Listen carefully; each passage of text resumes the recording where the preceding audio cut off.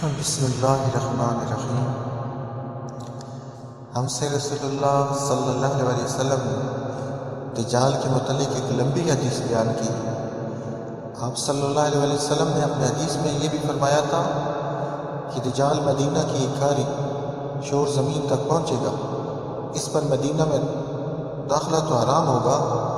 مدینہ سے اس دن ایک شخص اس کی طرف نکل کر بڑھے گا، یہ لوگوں میں ایک بہترین نیک مرد ہوگا، یا یہ فرمایا کہ بزرگ ترین لوگوں میں سے ہوگا۔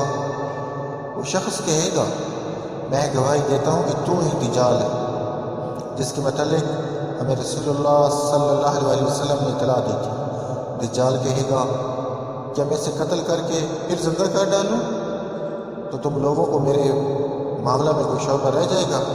اس کے حوالے کہیں گے نہیں۔ چنانچہ دجال انہیں قتل کر کے پھر زندہ کر دے گا۔ جب دجال انہیں زندہ کر دے گا تو بندہ کہے گا، بخدا اب تو مجھ کو پورا حال معلوم ہو گیا ہے کہ تو ہی دجال ہے۔ دجال کہے گا، لاؤ اسے پھر قتل کر دوں، لیکن اس مرتبہ وہ قابو نہ پا سکے گا۔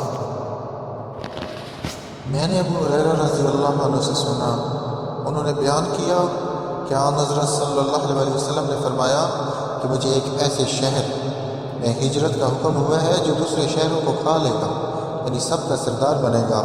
منافقین اسے یثرب کہتے ہیں، لیکن اس کا نام مدینہ ہے۔ وہ برے لوگوں کو اس طرح میل کر دیتا ہے جس طرح بھٹی لوہے کے زنگ کو نکال دیتی ہے۔